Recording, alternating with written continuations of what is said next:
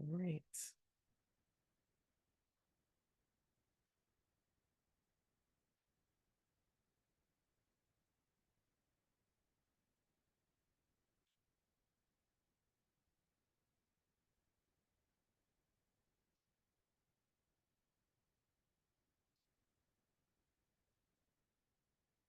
Desktop.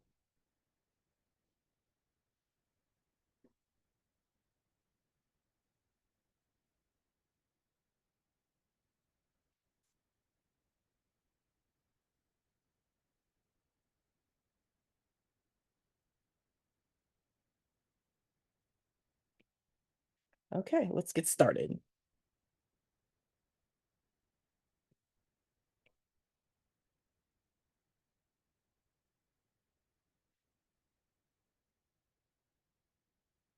All right. So I am going to I'm going to make sure that I've shared properly, and I'm going to put the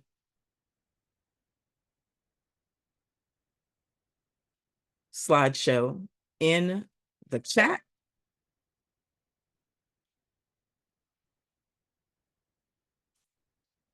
Hmm.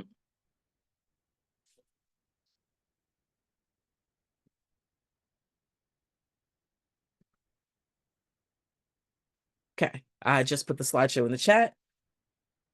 And Sophia, you're just coming in. So I'm going to put it in one more time. All right, let's get started. All right, so welcome. It's October 14th. After this session, students will be able to define and identify types of evidence used to support a claim. This is all part of that first module, but the first module has a lot of information in it. So let's review. A claim is a debatable statement that an author makes about a subject, and then the author supports the claim with factual evidence. Okay, so you can't just make a claim and then use your opinion to support that claim. Evidence is how we support the claim that we've made in our own writing, or how the author supports the claim that they've made in their writing. So there are four main types of evidence we've talked about. We have facts, we have statistics, we have anecdotes, and we have expert opinion. So we're going to go through each of those, and then we're going to take a look at an example of a claim with some support and be able to identify the type of support. So we're going to start with facts. Facts are information about people, places, events, or things that are proven to be true. Facts are not opinion, and facts are verifiable. In other words, you can fact check them. So, for example, the boiling point of water is 212 degrees Fahrenheit or 100 degrees Celsius. That is something that you can fact find, or you can fact check. Magnets attract objects that are made of steel and iron. That is something that you can fact check. You can experiment to do it and figure out what it is, or you can research it to make sure that the facts line up with what the statement is. We also have statistics, which are a type of fact. And a statistic, I can say this, a statistic is factual information presented as a number. This information can be organized and presented in a way that allows readers to analyze and interpret it. So, for example, the percentage of people who voted for a particular candidate in a survey, that would come up as a number or a percentage, right? A percent, 14% or 20% or whatever. Or the average income of employees in a company. So you would take all that data of the income of the employees, and then you would add it up and you would find the average. Okay. And that is expressed as a number. Anecdotes are stories. Authors may use real life anecdotes to support a claim. Okay. And this type of evidence can be especially effective when you're asking a person to follow a specific plan of action. So if I were to ask for real world stories that support what my claim is, for example, if my claim was that Kava is a really good fast food restaurant, sort of fast food, right? Then I could take stories from the online reviews and see that Kava fits that bill.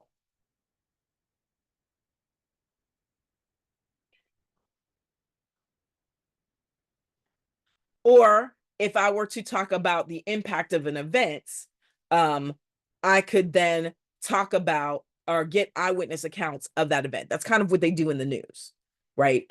Even though in the news they're not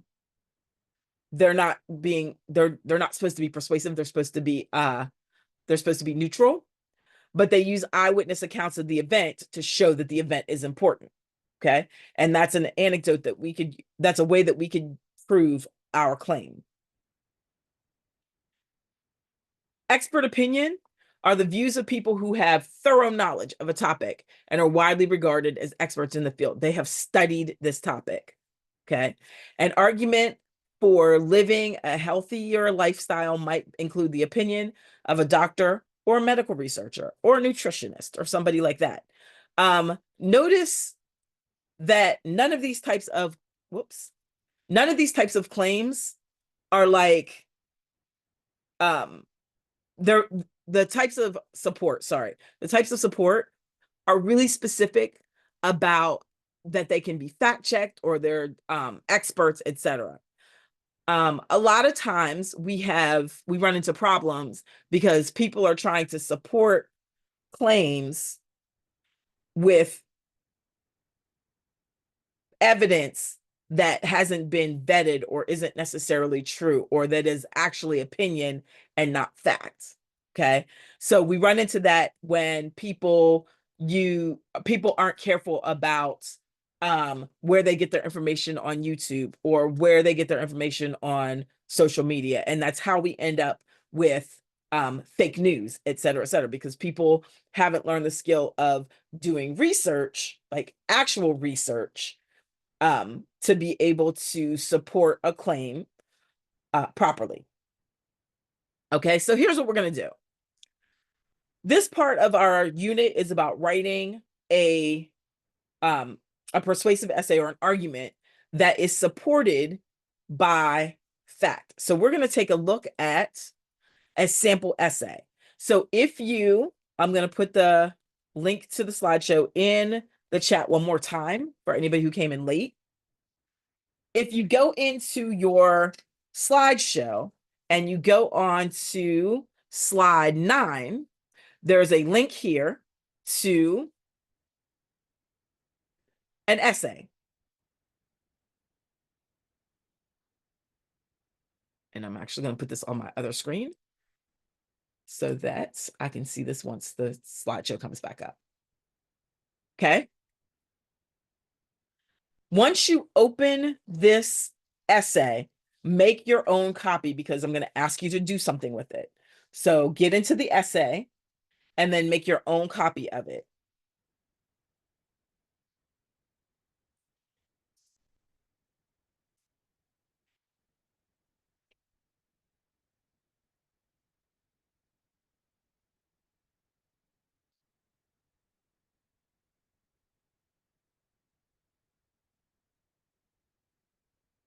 Okay. So once you've gone in, you want to make a copy of it so that we can do some highlighting of the certain parts of the essay.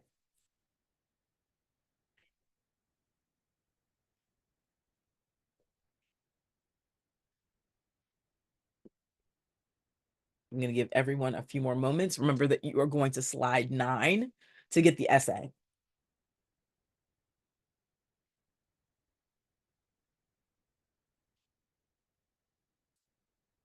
And while you do that, I'm making sure that the people who came in a little bit later, I have you in the attendance. I don't want to miss anybody. Gotcha. Okay, so you're making the copy. You're going to file, make a copy, and you need to have your own copy of this essay.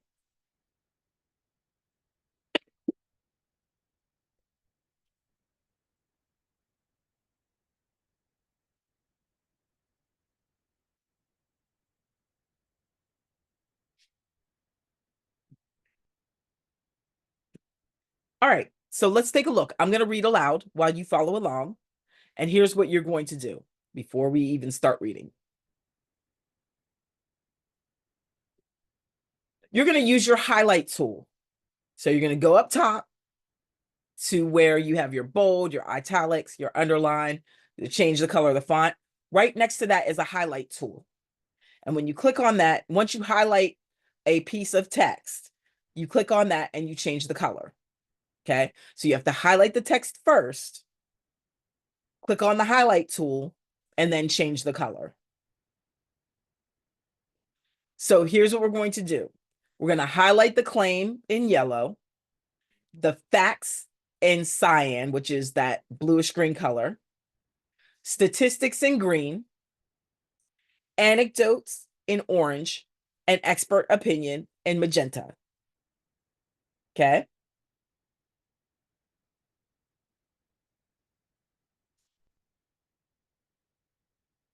So anybody have any questions about what I'm asking you to do? I'm looking in the chat. Or does anybody have any problems accessing the essay and making your own copy of it? I'm looking in the chat and I'll wait for a moment.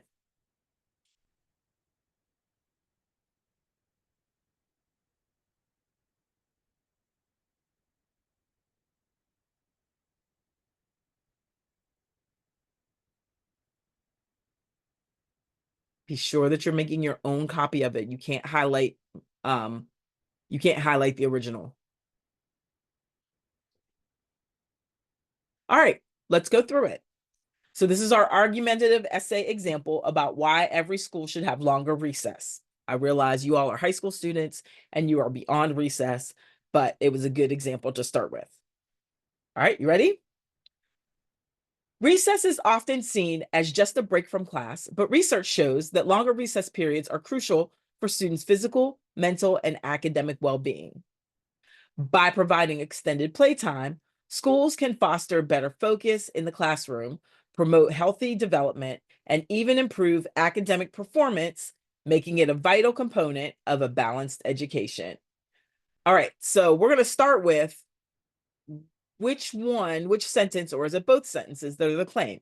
If you think both sentences are the claim, you're going to highlight in yellow both sentences. If you think it's the first sentence, you're going to highlight in yellow. If you think it's the second sentence, you're going to highlight that in yellow.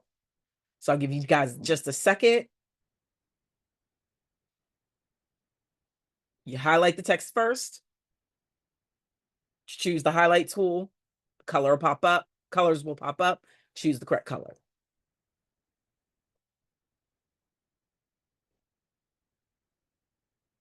So we're going to go to the next paragraph.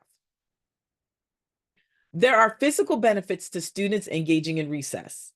According to the CDC, children should engage in at least 60 minutes of physical activity daily, and recess is a significant contributor to reaching this goal. A study published in the Journal of Pediatrics found that children with longest recess periods showed improved cardiovascular fitness compared to those with shorter breaks. Those physical benefits have an academic impact. According to fifth grader Sarah Smith, when I have a longer recess, I feel more energized and ready to focus in class after playing tag with my friends. So I want you to take a minute and figure out what evidence is in that paragraph and what type of evidence it is in that paragraph. And I'm going to give you a hint. The first sentence is not evidence. The first sentence is the topic sentence for the paragraph.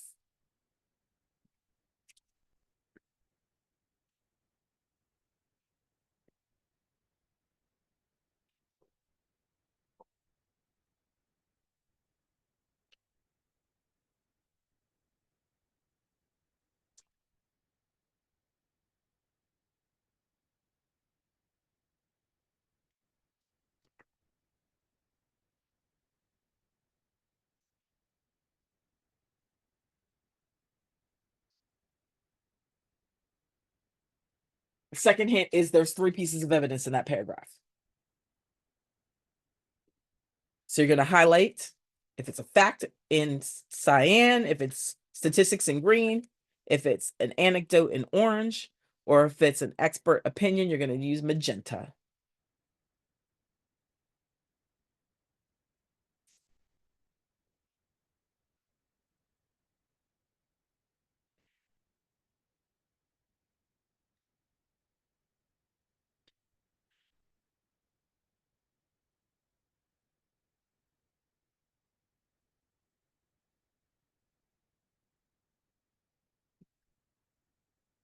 All right, I'm going to move on to the next paragraph.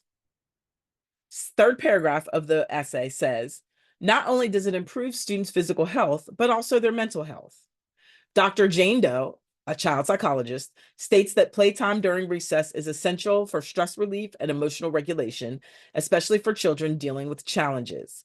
Regular physical activity can significantly reduce symptoms of anxiety and depression in children. Sometimes when I'm feeling overwhelmed, a good game of kickball with my classmates really helps me calm down, says 12-year-old Michael. All right, again, the first sentence is not evidence. The first sentence is the topic sentence of the paragraph. So now you have three pieces of evidence in that third paragraph. And you're going to tell me for each of those three pieces, is it a fact, a statistic, an anecdote, or an expert opinion?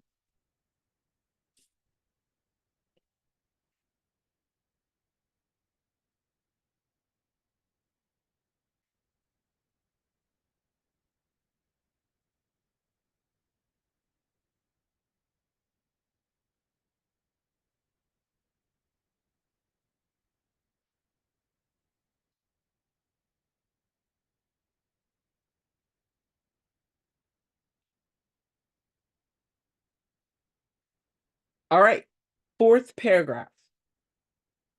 When their physical and mental health improves, student academic performance follows suit. Research from the American Academy of Pediatrics indicates that students who have longer recess periods tend to demonstrate better attention spans and improved academic performance in the classroom. Active play during recess can enhance cognitive function by boosting memory and problem-solving skills. Recess is not a disruption to learning, but rather an essential component of it, explains Dr. John Smith, an educational researcher. Okay, I'll give you a second to label those or highlight those.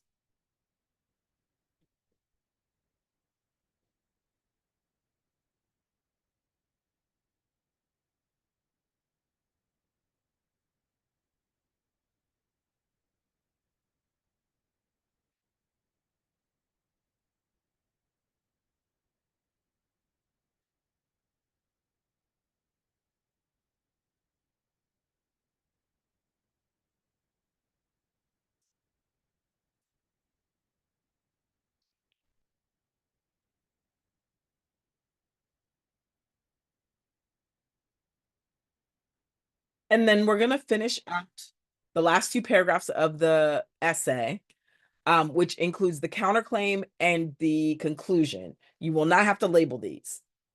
The counterclaim says, some may argue that longer recess takes away valuable time from academics. So that's the counterclaim of well, what might other people argue about? Studies have shown, however, that increased focus and cognitive benefits from recess can actually lead to improved learning outcomes, outweighing any potential time lost. Okay, so that's the refuting the counterclaim. Providing extended recess periods in schools is not just about playtime. It's an investment in students' overall health and academic success. By incorporating longer recess breaks, schools can create a positive learning environment that supports both physical well-being and cognitive development, leading to better outcomes for every child.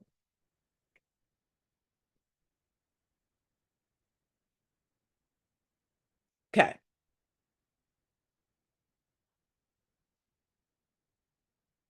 So, how do you guys think you did? In the chat, give me a thumbs up, give me a smiley face if you think you did great, give me a straight across face if you think, meh, and give me a frowny face if you think this was really hard and that you struggled and you didn't do well. So tell me what you think in the chat.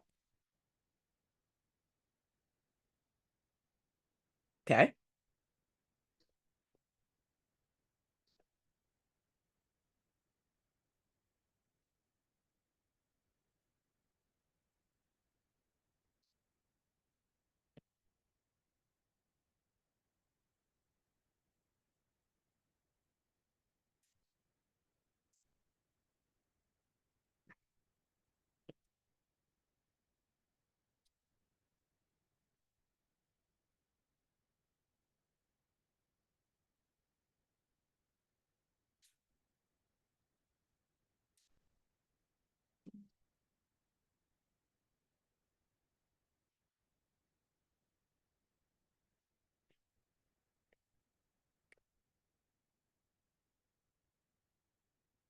Okay. So I've got some in the middles. All right. So let's take a look at our answer key and see how you did. Okay, I'm going to increase this a little bit. All right.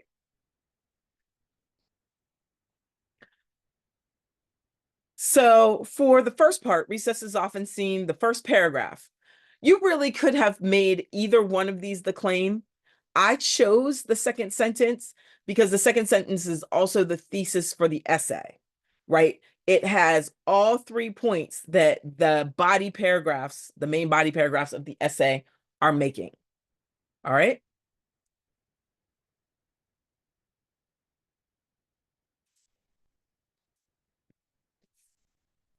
The next paragraph, um, according to the CDC, that one is a fact. Okay, even though it has a number in it, it is a fact. It's not a statistic that you can really play with. A study published in the Journal of Pediatrics found that children with longer recess periods showed improved cardiovascular fitness compared to those with shorter breaks. Okay, and so that one proves to be statistics.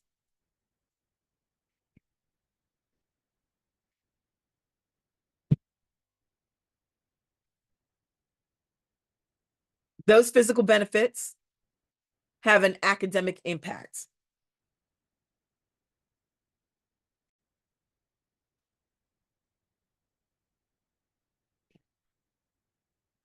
According to fifth grader Sarah Smith, she's not an expert, so this is an anecdote.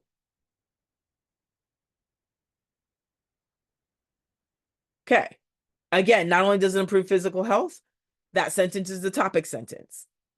The next sentence, Dr. Jane Doe, a physical psychologist. As soon as we see that she's a physical psychologist, we know that that's probably expert opinion. So magenta was expert opinion.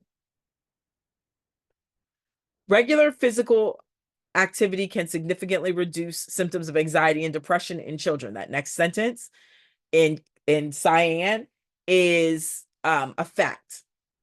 And then we end with, sometimes when I'm feeling really overwhelmed, that quote from 12-year-old Michael, that's an anecdote. He is not an expert. He is a 12-year-old.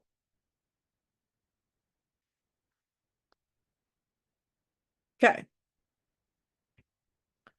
Research from the American Academy of Pediatrics indicates that students who have longer recess periods tend to demonstrate better attention spans and improved academic performance in the classroom. That is statistical data. Okay. Active play during recess can enhance cognitive function by boosting memory and problem-solving skills. That's a fact. And the quote from Dr. John Smith, an educational researcher, is going to be expert opinion. So it's going to be magenta. All right. So that's our exercise for today. What you guys are going to do is you guys are going to continue working. Some of you are beyond this first module. When we have class next week, I'm sorry, on Wednesday, not next week, on Wednesday, same time, same channel. When we have class on Wednesday, we're going to take a look at rhetorical appeals, and rhetorical strategies. So the rest of this time, I'm going to stop recording